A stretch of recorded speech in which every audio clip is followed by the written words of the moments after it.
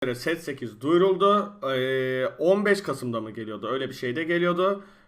Gelin beraber izleyelim, yorumlayalım. Hey everyone, I'm Mort, the gameplay director on TFT, and I'm here to discuss our next set, providing a few spoilers on traits and units to come, as well as an update on TFT's mechanics. After that, I'll pass it to Mariah to share some of the new personalization content and discuss the future of events before we take a look at our roadmap for TFT in 2023. Alright, so allow me to introduce our next set, Teamfight Tactics Monsters Attack. Tamam, TFT canavar istilası, okey. Absurdity ensues as an unlikely group of heroes band together against titanic awakened threats.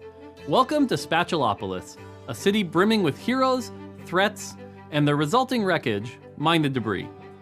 Coming patch 1223, our next set brings a new set of traits more heroic than anything the Convergence has seen. It'll also herald the return of familiar favorites like Mech and MEKA ve Yıldız Muhafızı bu setle dönüyormuş arkadaşlar. Tamam, bunu gördük, bunu öğrendik, tamam. Star Guardian, but with big twists from their galaxy's counterparts. But before we get into traits, let's briefly discuss our new set's mechanics, and more specifically, augments. First off, the big one. Augments are now an evergreen mechanic to TFT. Eklentiler artık kalıcı olmuş. Yani bunu zaten diyorduk, yani artık eklentiler kalıcı olur diye. Çünkü TFT'ye bayağı yön veriyor diye. Okay. For those who aren't botanists, this means that augments will stick around set after set in addition to new mechanics that come and go with each set.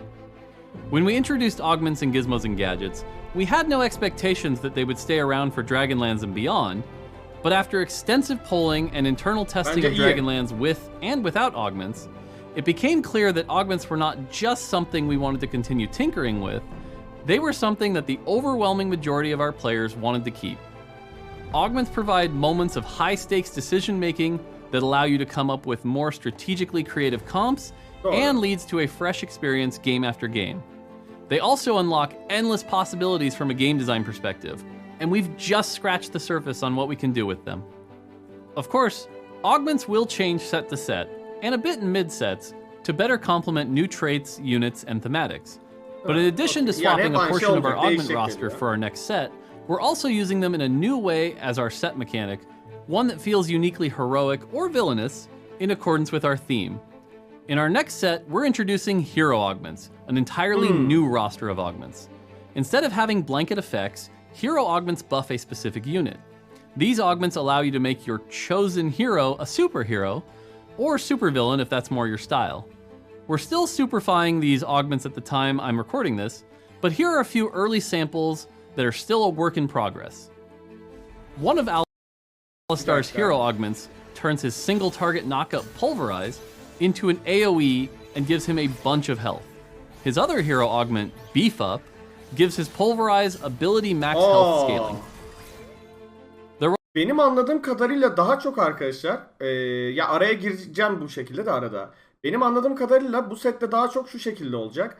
Hani komp üzerine değil de daha çok hero bazlı gidecek gibi. Atıyorum mesela bir tane hero'yu güçlendirilebilir deniyor ya. O yüzden aslında birden fazla komp önerisi gibi olacak değil mi? Mesela atıyorum adam Alistar'ı mesela bir anda carry de yapabilir. Ve tüm oyunu Alistar üzerine de kurabilir gibi. Ya da ne bileyim başka bir char, herhangi bir mesela sana mesela başka bir şey gelmiştir. Değil mi? Sanki bir tık öyle gibi geldi bana. There will also be hero augments for our villainous threats. They're also called hero augments, because even bad guys deserve a chance at playing the hero. For instance, Super Size grants Zack a ton of health, literally 2,000, and immunity to crowd control, while also giving you a Zack. Since both Zack's ability and his passive have max health scaling, this augment makes this threat exactly that. As you can tell, hero augments are quite powerful. They'll take your chosen unit to the moon, so we've added a couple controls to keep these heroes in orbit. Hero augment selection... Neymiş? Bir dakika. Fight başında... Yumi var oyunda. Fight başında Yumi tüm elaylarına %20 atak bonus speed veriyormuş. Peki. Fight başında Annie ve onun arkadaşlara 20 AP kazanıyormuş ve bu 3 katına çıkıyorlarmış. Eğer canın %50'nin altında olursa... fena değil. Güzel. Fight başına Real ve arkadaşlara 20 bonus armor ve magic kazanıyormuş ve her kes dediklerinde 5 daha artıyormuş. Yani bu şey mi işte, mesela buna tıkladım mı artık eni gibi gideceğim. Yani en iyi düşüneceğim o zaman. Ya da bir tane olsun eni koyacağız. Bunu koyduğumuzda Yumi'yi koyacağız kesin. Can replace any of the original 3 augment rounds, but they're only offered. Oo bak, bu da şey manyak olan. Dur önce şuradan başlayalım. Sona her saniye 3 mana kazanıyor ve her 3 kestinde Sona ve yanındaki elaylar 10 AP kazanıyor. Bu set 1'de vardı galiba. Set 1'de mi? Set 3'te mi? Ne vardı? Prince Sona vardı arkadaşlar. Böyle blue veriyordun Sona'ya böyle. Etrafı böyle sürekli ulti basıyordu, ulti basıyordu. Bu da aynı bunun gibi bir şey. Zaten battery Sona diyorlar. Bu manyak bir kart bence. Nerf gelir gelmez bakılır zaten bu. Bu neymiş? Cho'Gath Extra'dan 9 Magic Race kazanıyor. Ve en yüksek Magic Race'e sahip olan Cho'Gath Magic Race'inin %30'unu diğer elaylarla paylaşıyor. Yani lobby full AP gittiğini düşünsene, bir de D-Claw koysan bununla beraber hayvan gibi bir şey olacak. Fight başına Jax ve elaylara %25 doz... Abi yapma ya. Şey mi geliyor yine ya? Yordle mu geliyor lan? once per game. RFC şart. And they're offered to all players at the same time. Birden fazla Cho'Gath mı koyacağız? Hayır, şundan dolayı diyor. Eğer birden fazla Cho'Gath'ın varsa diyor, onun en yüksek Magic Rest'li olanı alır diyor. Eni'nin shield'ı şimdi 100 Magic Damage vuruyormuş abi. Ne zaman düşmanları ona vurduğunda. Fena değil. Yasuo %10 can çalma kazanıyor. Ve onun bu Hasaki'den vurduğu damage'in %50'si bir de heal'lıyor. Allah Allah. Fight başında en güçlü Ezreal ve onun yanındaki elaylar temporary artifact for the rest. Fight boyunca temporary artifact diyor. Bunu anlamadım. Artifact bunu bilmiyorum. Bunu anlamadım. Temporary artifact muhabbetini anlamadım. Yani temporary artifact kazanıyormuş. Temporary artifact'i bilmiyorum. Geçici bir artifact kazanacak. Tamam, ne o artifact ne? Bilmiyorum onu. Providing different options for you to choose from. At TFT, Geçici bir we buff. truly believe that anyone can be the hero. Kaynak Which is olarak why söylüyor every musun? unit Dörtten will have bulduruyorum 2 hero augments specific to them. artifact kısmını. All of these different options for souping up your heroes and threats allow for plenty of different super teams to save the day or smash it to smithereens. With hero augments creating so many possibilities, we're excited to see what players come up with. Now, let's talk gameplay. Tamam, gameplay ver. Gel ver gameplay ver. Before we get into specifics about units, there are 2 things that you should know. First, there won't be any units that take up 2 slots in your army. Our next Güzel. set is about building your team of heroes, and last I checked, you can spell team without Dragon or Colossus. 2 birim kaplayan şey olmayacak. Yani daha çok işte ejderler ve kolesi olmayacak. Ama benim anladığım Second, kadarıyla Rammus will, yine of çok güçlü course, karakter var. continue to be excluded from TFT. Hey, more? TFT is simply a better game without a spiky armadillo. More, What? What, was that the wrong line? more. Rammus is in the set. Who allowed? I never said Rammus could be in freaking. Flash TV oyunculuğu. Flash TV oyunculuğu. Okay, so apparently Rammus is making his Rammus TFT geliyor. debut as a threat to my sanity, but also as one of the powerful units in the all-new threat trait. Turns out our next set isn't all Star Guardians and Sunshine. The threat trait is our first trait that's not really a trait. Threats do not benefit from fielding other threats, and they have no other traits. To compensate, these units are more powerful than other units. You can still field any number of them, which makes them like a good rain boot. Abi tamam, Colossus ya da ejderha olmayacak da yine de böyle çok OP bir çar var değil mi anladığım kadarıyla, ve hadi diyelim 5 kos bu. Yani bunlardan yine erken aşamada bir tanesini bulan Bamgüm anladığım kadarıyla. Ve birden fazla da koyabiliyorsun. Hani şey gibi değil. Birbirine şey yapmıyorlar. Kösteklemiyorlar. Flashable and flexible. Next up, we've got the Ama Garen'le Darius'u Spatulopolis aynı anda fan favorite koyamıyordun. Anima Squad. The first time an Anima Squad unit gets a takedown during combat, they pause to strike a pose for their fans, gaining a stack of fame. Each point of fame gives Anima Squaddies ability power and attack damage that Kalıcı increases mı? at each trait breakpoint. if stacking big numbers like you could with Vhagar and Fates is your game, Bastır. Bak bu sıkıntı. Bak bu animatimi sıkıntı bu arada. Çünkü dediğine göre Vhagar set kaçtaydı? Set 3'te, set 4'tü değil mi? Ölüyorum arkadaşlar. Set 4'teki Vhagar ne yapıyordu? Sürekli böyle AP kasıyordu, hatırlıyorsunuz mu? Yok o değil lan, set 2'deki. Ya her neyse. Bir tane Vhagar full AP kasıyordu. Anladığım kadarıyla bunlar da her o bilmem ne şeyini doldurduğunda, ya bunu early'de açmak çok iyi olur bence. look no further than Anima Squad, and better yet, Nasus, whose ability Bonk can be upgraded with a hero augment to give it its stacking mechanic. Mesela bak bir tane yetenek kahraman eklentisiyle yük biriktirme mekaniği de kazanıyormuş Q'su. All of its own. Heroes come in all shapes and sizes and all heroic alignments. Take Underground, for example. Sure, they may not be the most heroic heroes, always scheming to pull off a big heist, but they get the job done. It just may not be the job you wanted done. The Underground are a group of rapscallions that are perpetually attempting a heist.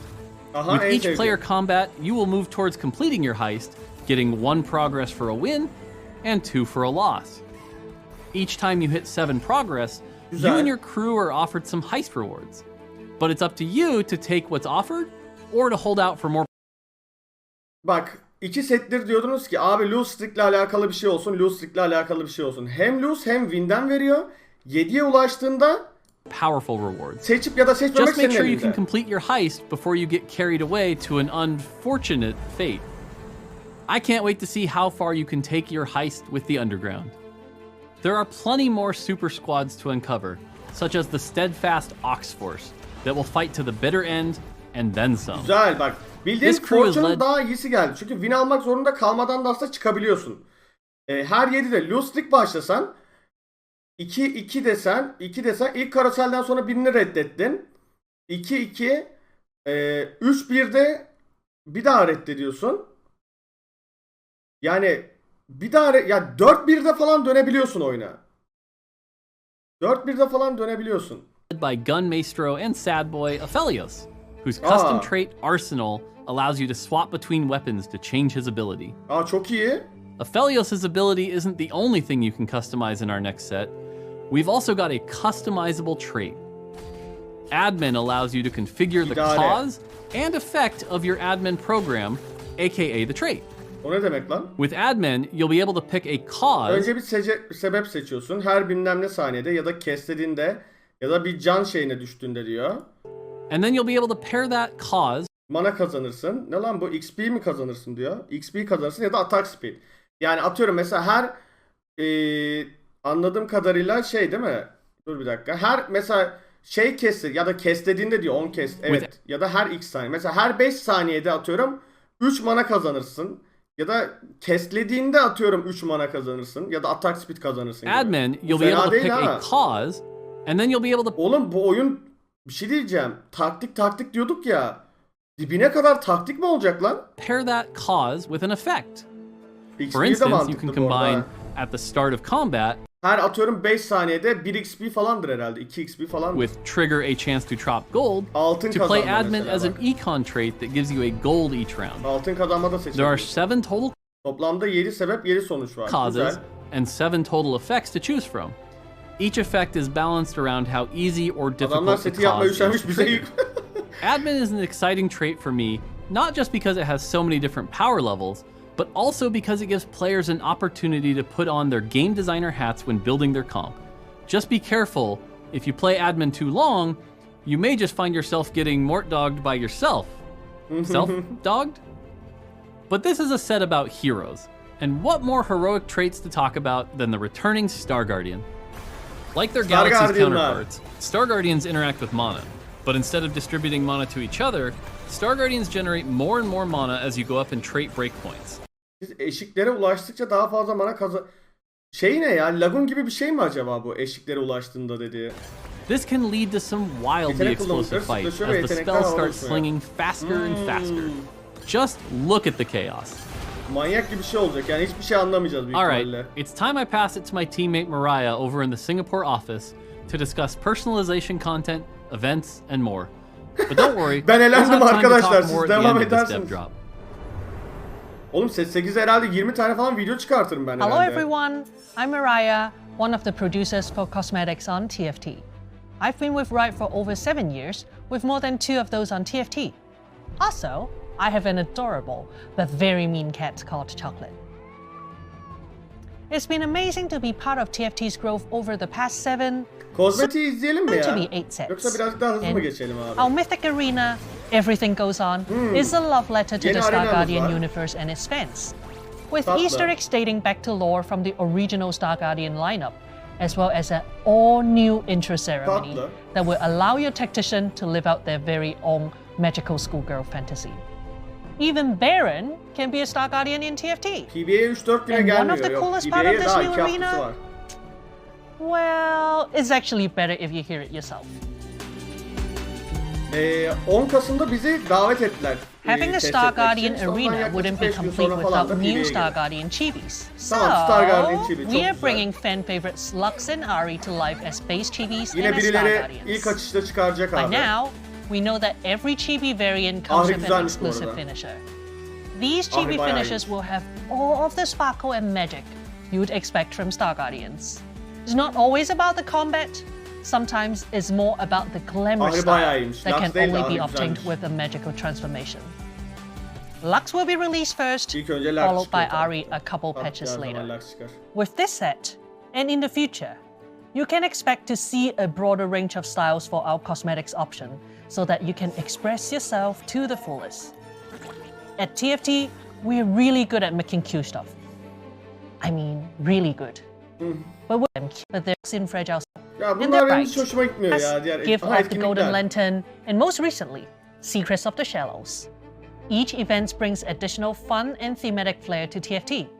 But we think we can do 2 even haftaya more. PB'ye gelir, bir ayda In normal addition sete to gelir. bringing new arenas, tacticians, yazıyor and zaten, narrative kartlar adventures kısmında like you've yazıyor seen aslında. in Secrets of the Shallows, our next event, targeted for early 2023, will feature a new limited time game mode.